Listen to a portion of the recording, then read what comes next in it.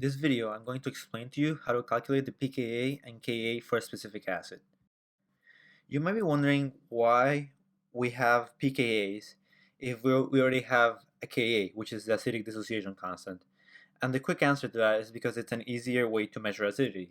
It's more convenient to say the pKa of an acid than the Ka. It's much easier to say that an acid has a pKa of 5, whereas you would say for the Ka it has a Ka of 1 times 10 to the negative 5.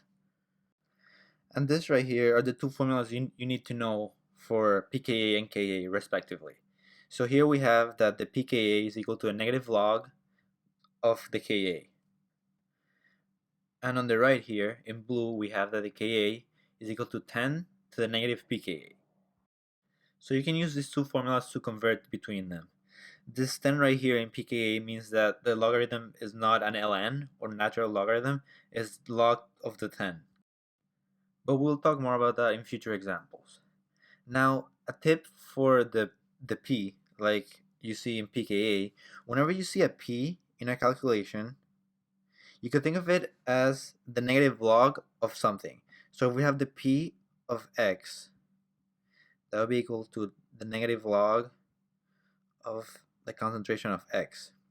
Now, in the case of pKa, that the x would be Ka, so the pKa would be equal to the p of the Ka, which is equal to the negative log of the Ka. Another example similar to that is pH, which is the x is the hydrogen ion concentration. So you have the negative log of the concentration of hydrogen ions here.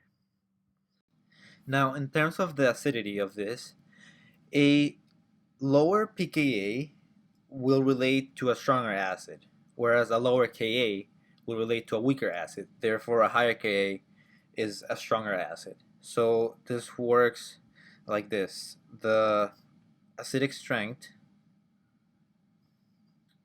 is directly proportional to the Ka, meaning that if you increase the Ka, you increase the how strong the acid is.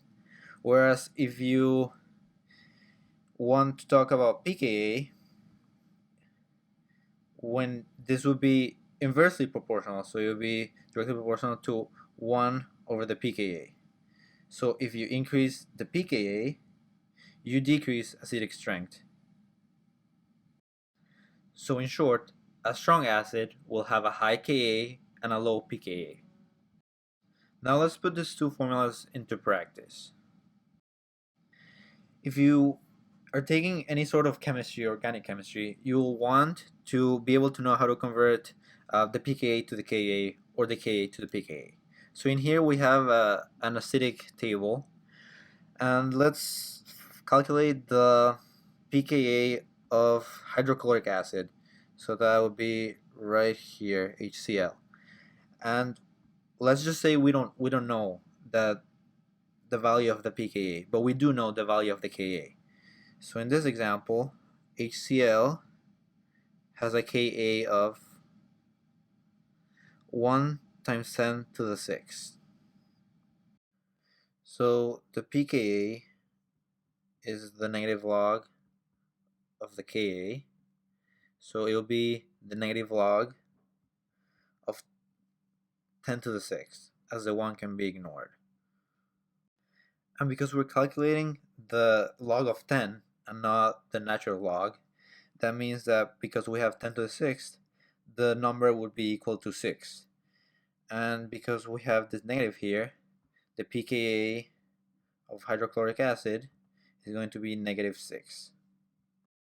So don't get too confused when you see a negative in the pKa, as pKa's can have negative values. That just means that the hydrochloric acid is very acidic, as that number is very low. Now let's go the other way, calculating the Ka rather than the pKa for a different acid. So let me erase this. And in this case, we're going to use sulfuric acid. So that would be right here. The pKa of sulfuric acid is negative 3. So that also makes it very acidic. And now we want to find the Ka. So we know that the formula for that is that the Ka is equal to 10 to the negative pKa. Because the pKa is negative 3, the Ka would simply be 10 to the third, which is the same as if you write it as 1 times 10 to the third. Now, these calculations are not very complicated, but it can get very complex if you go into other acids, like is the case of acetic acid. Like you have 1.75 times 10 to the negative 5 for the Ka, and the pKa is 4.76. So calculating that can be a little tougher, but if you're allowed to use a calculator, then that makes it fairly simple. However, if that is not the case and you have to find this through your own calculations, I will be making another video on how to get an estimate of the pKa value. So if you're interested in that, I'll leave a link right here for that. But that wraps it up for this video. Thank you for watching. I hope you liked it and found it useful. And if you did, please be sure to give a like and subscribe if you want to see more videos like this one. And if you have any thoughts or questions, don't hesitate asking us.